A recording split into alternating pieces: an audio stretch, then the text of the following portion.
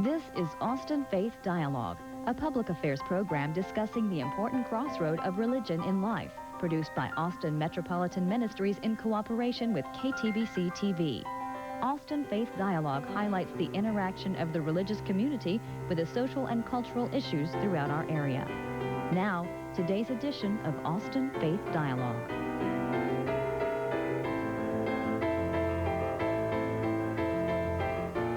Good morning, Dr. Redmond. It's good to have you here today. Thank you for coming. Thanks, Sandy. And what we'll be doing today is simply talking a little bit about some of your experiences as you've traveled and taught in so many places of the world. Now, I know that you began some of your professional career in the history of logic and in religion, working as a Dominican friar. Can you tell us something about what brought you to that experience and then where you ended up serving as a Dominican? Well, I entered the Dominican order, which is, as you know, a religious order of friars. The Dominican order was founded in the 13th century, so it's 700 years history. And I entered the order primarily, I suppose, because I was interested in its contemplative tradition. Right? And in the order, at first, you study for about 8 years, and you learn how to live as a friar. And my first assignment was to Bolivia in South America. And it was in Bolivia that I began to be interested, especially in what then was really the beginnings of liberation theology. Dr. Redmond, did you have the opportunity to choose where you served? Did you choose Bolivia, or were you simply assigned there? Yes, well, as you know, religious take a vow of obedience. And that means that you go where you're sent, basically. However, that does not mean that a person's ability and personality is not taken into account, nor that a discussion is not made with superiors about where the person would best fit in and where the person himself would be most fulfilled. And so I discussed it with my superiors, and since I spoke Spanish, I wanted to go to Bolivia, and my superiors also thought it was a good idea. Sounds like a wise choice. So what were the things you were involved in? What kinds of ministries in Bolivia? Well, in Bolivia, I was teaching mostly, both in a seminary. I was teaching theology in the seminary, which was scripture and a Greek course.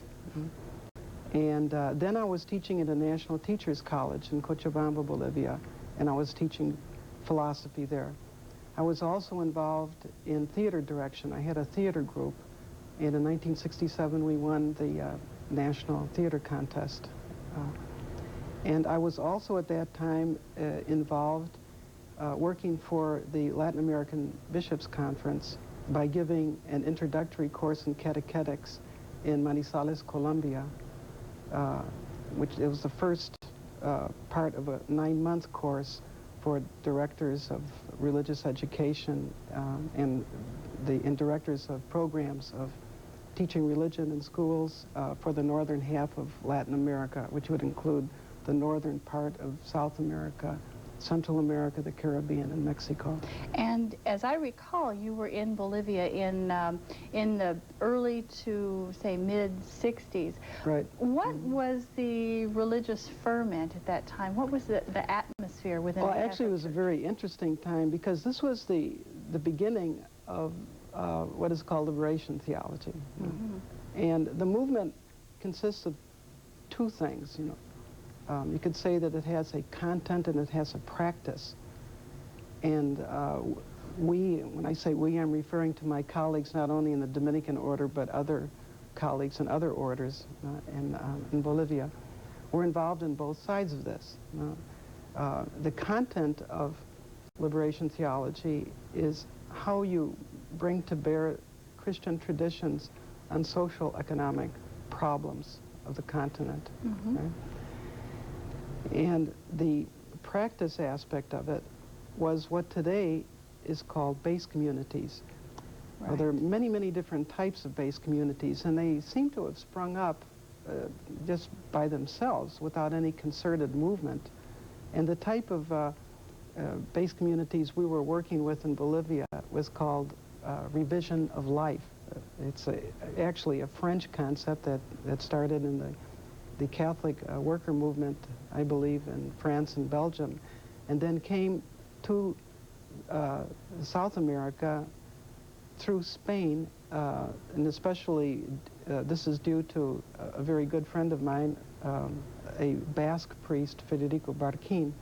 Mm-hmm. And this is basically a cell movement where you would get, say, from 5 to 8 people working in a cell. And you would see what's going around in their own life experience, and you would try to remedy problems and that sort of thing. A movement then to work on problems from the ground up, from the life of the people up. That's the exact point of it. In other words, that's very, very perceptive, because sometimes social programs start up here, and somebody figures out something and tries to impose it on the reality here. Sometimes it works, sometimes it doesn't. But when you have a from the ground up movement, you are starting with the problem itself, you see. And you're starting in a particular situation. So if you come up, this is where the person working in the environment is called upon to be creative, to create solutions. Right? Now, sometimes they're going to work, sometimes they're not. But if they work, they spread. So in other words, instead of a vertical imposition, you have a horizontal spread of things that are already proven successful. You can see this, especially a good example of it is the movement of Paulo Freire, and what they call conscientization, or however you say that. Consciousness raising. Consciousness raising, right. Yeah. Well, I can see how this dynamic process then ultimately led to the whole larger movement of liberation theology. That's right. Where from the ferment, the social ferment, that movement came. That's right. And it started especially in the discussion of these CELAM, which is the Latin American Bishops' Conference. They had 3 centers, actually 4 centers. There were 2 for catechetics, and there was 1 for liturgy, and there was another one for pastoral theology. And this is, see, a lot of the people that were working in these areas would go to these places to give courses to others. And this is one of the most, I think, one of the most fertile grounds for the origin of liberation theology in both its theory and in its practice. And for the renewal, we hope, of the whole church. Of course. Yeah. I know then from this grassroots involvement, you then left the Dominican order and went to Peru, I believe, correct, to teach? And can you say something about what the transition was like from leaving the order after a number of years to working outside as a layperson? Well, from a personal standpoint, I would say that the greatest problem that I had was that I missed the community. You see, when I was in the Dominican order, I lived with, you know, what I considered to be great guys, right? And you know, and when I left, I missed them a lot, and I missed the community life, and I missed the religious life. And so because I loved the order, and I still love the order very much, and so the greatest adjustment to me, by far, was really learning to live by myself and outside the community.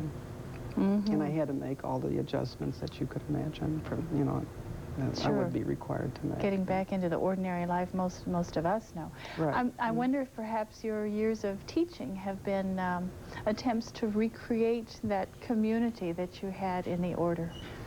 I would say that teaching, well, let me say, yeah, that's a good question. I think that probably getting married would be the best attempt to recreate a community. You know. My wife, incidentally, calls my life in the order the good old days. And so it's the attempt to create community. This would probably be parallel. As far as teaching is concerned, in the Dominican order, I was trained for 7 years in various things, but especially in the philosophy and the theology of St. Thomas Aquinas, who was also a Dominican and toward the beginning of the order in the 13th century. And so I had the opportunity to, you could say, get inside this person's mind, and it influenced me very deeply. And I think my teaching today owes a lot to St. Thomas Aquinas. And I think it would owe especially to two things, I think. One is his confidence in reason, his optimism that we can use our reason, you know, in questions of religion. And I think today you don't find this optimism as often as perhaps one would wish. The other thing is his ability, you know, to, and this is of course an ideal in the Dominican order, is to combine a contemplative life of prayer with a life of service and commitment to other people. Because and actually these two sides correspond to two slogans of the order. You could say the first one is in Latin, Veritas, which I translate as truth counts. Truth matters, in other words. You know? And the other slogan would be to contemplate and to give others the fruit of this contemplation. And now, both of these things, I think, were important. Now, the fruits of your contemplation, of your work, then, have been a number, excuse me, a number of things that you have written. What fields have you explored? What have you written about? Well, my publishing has been recently in two areas. One is in the history of logic, and especially within the 16th and 17th centuries in Latin America, what they call the colonial philosophy period. And I've been researching the history of logic in this period and doing a lot of publishing on. In fact, I brought a couple of books these are just two of the books that, actually, three of the books that I've published. This is a bibliography of that subject. And then here are two books that I wrote in Spanish and different analyses of logic during this period. What would you say is the relevance for your research and your writing on, say, contemporary Latin America? What have you found, say, a common thread between life in those centuries and life in the 20th century? In the history of philosophy in Latin America, people recently, and I'm thinking of especially people like Leopoldo Sea, say that Latin American philosophy, instead of taking itself seriously, you know, seems to depend on thought elsewhere, and especially in Europe. That, I think, is a well-known criticism of Leopoldo Sea, the famous Mexican philosopher. This has led, he claims, to a rejection of the past. And what I and my colleagues in Latin America have been able to show, I think, is that the level of sophistication of the logic done in the 16th and 17th centuries, which is called the Siglo de Oro, the golden century, which in literature, and there is also a golden century in philosophy and theology and other things too, that this was truly a very highly sophisticated type of philosophy, and it's true not only in logic but in also other areas of philosophy. This has sparked an interest now that's you find all over Latin America. And we have, for example, every year we have a meeting in Mexico of people that are interested just in this philosophy of New Spain. New Spain is what Mexico used to be called during the colonial centuries. But also all over Latin America, there is an interest in it. And now, 2 years ago, we came out with a group of my colleagues in Latin America came up with what we call the Caracas Declaration. The idea of this is to promote the study and research and the publication of this material, because you see all the material is written in Latin and it has to be translated into Spanish. So it's a long-range project. I think this is a very significant thing that we're trying to do, is to, as one says often in Latin America, is to recover the past. And that's important for the present, I know, that recovering the past and learning from the past. Yes. And we'll There's talk... cultural roots. Yes, exactly. And we'll talk in just a minute after a break something about the other work you're doing with Edith Stein's work in Germany, another fascinating rediscovery of the past. So thank you for the first half of the conversation. We'll learn something about Austin Metropolitan Ministries now, and we'll be right back to talk with Dr. Redmond.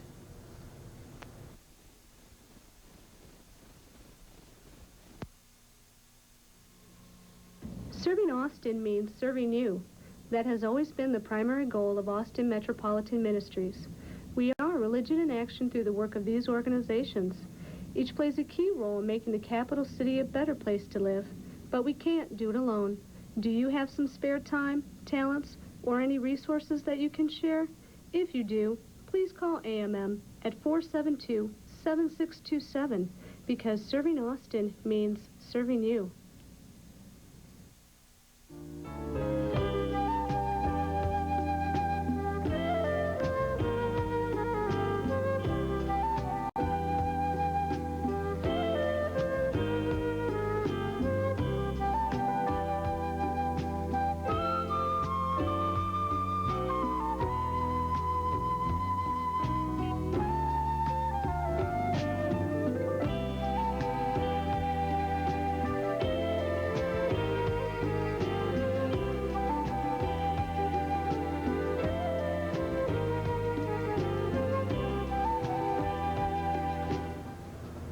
Thank you for staying with us. Welcome back as we talk to Dr. Walter Redmond this morning, learning something about his career and about his particular interests in the history of logic and the philosophy of religion. Dr. Redmond, we talked earlier about the history of logic, but we haven't said anything quite yet about the philosophy of religion, and perhaps there are some folks who are not familiar with that term. Can you explain that for us? Sure. Philosophy of religion is sometimes called natural theology, philosophical theology, and basically it is studying those issues that have to do with God and religion, but do not depend upon a revelation. Right? In other words, it's kind of like theology without the Bible, I suppose you could say. You know? That in general is what philosophy of religion is. And I might add that today in the United States, there is a boom in the philosophy of religion. There's our department is called Philosophy and Religion, like many other philosophy departments in the United States. An interesting concept for some of us for whom the revelation is it. Well, perhaps then this leads into the current work that you're doing, just beginning, I understand, working with the things that Edith Stein wrote from her life in Germany. Who was she, and why is she particularly important? Well, Edith Stein was a philosopher. She was one of the first women in Germany to get her doctorate in philosophy. She was a feminist, an early feminist. As you can see, this is one of the 4 volumes of translations of her works that has been published by the Institute of Carmelite Studies. And this is her volume of lectures she gave and writings on women.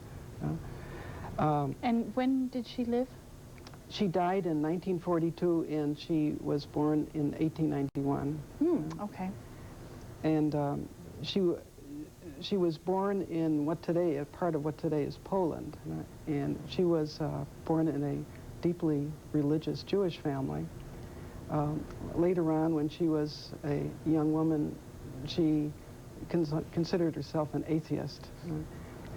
But she was always seeking truth and seeking a basis for truth. And for that reason, she went to the University of Göttingen in Germany to study under a rising star in the philosophical world at the time, Edmund Husserl,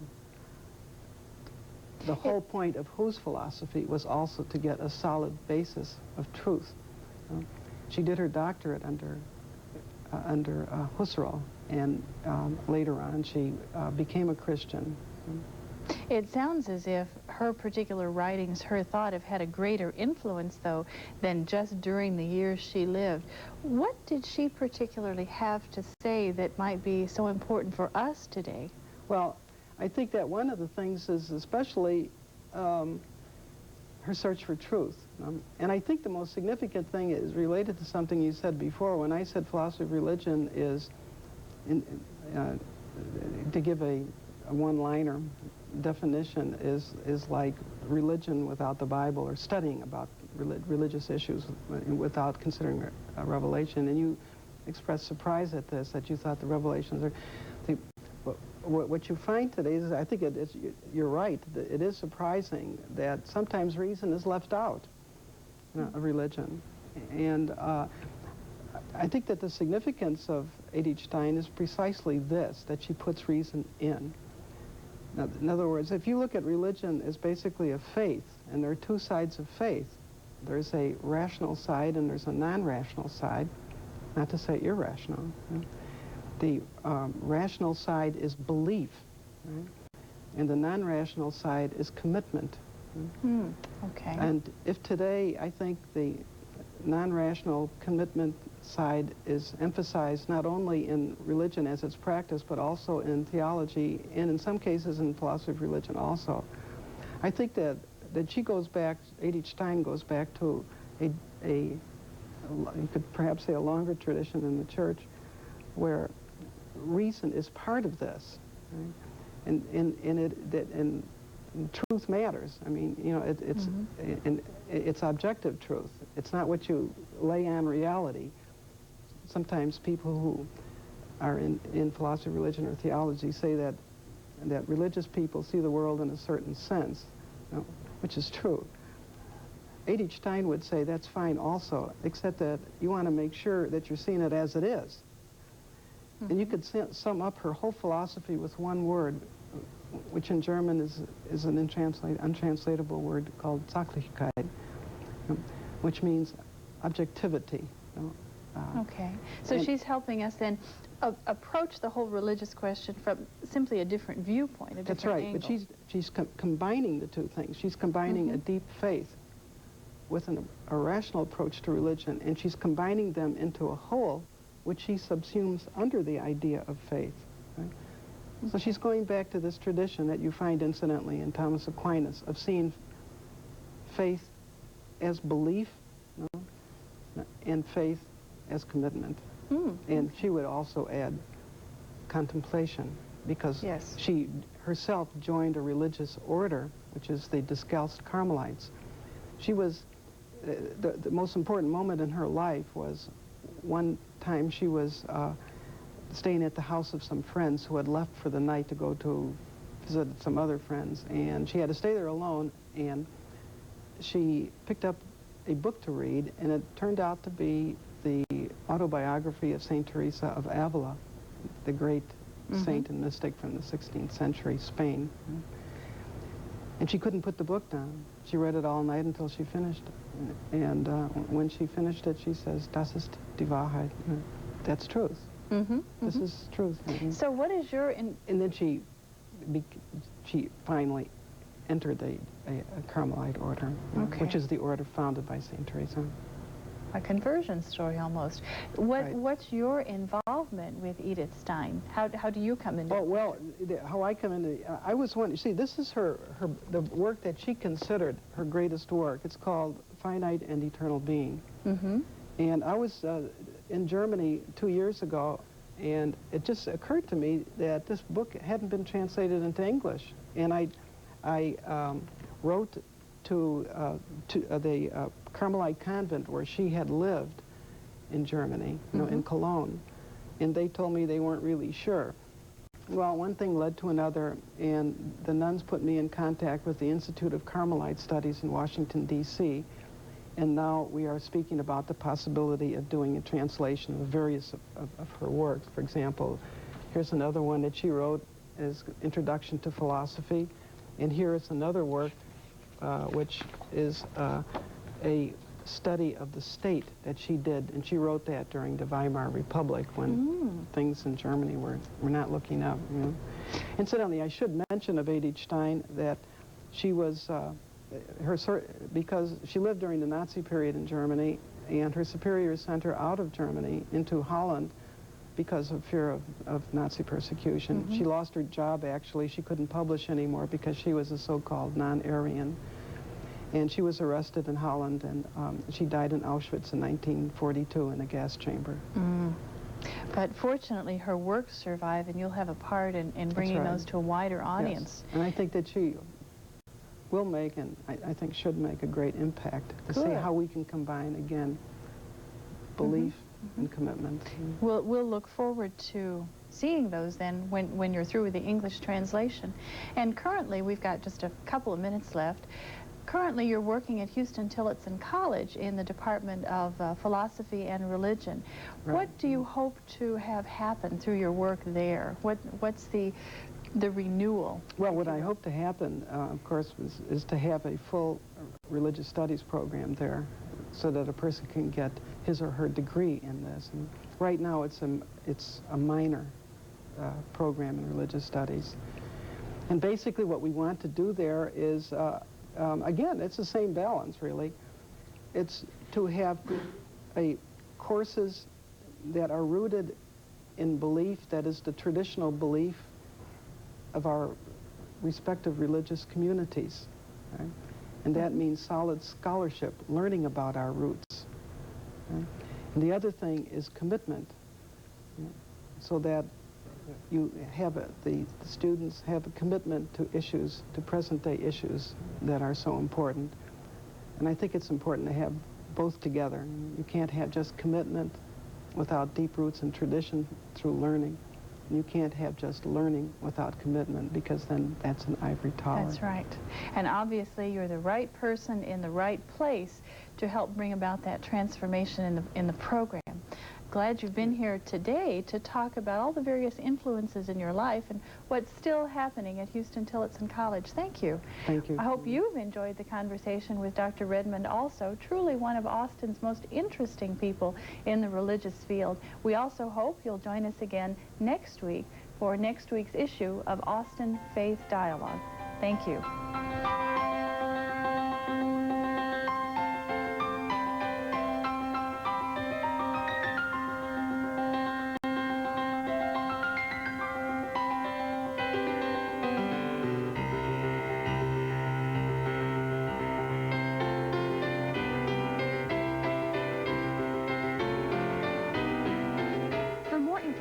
Call Austin Metropolitan Ministries at 472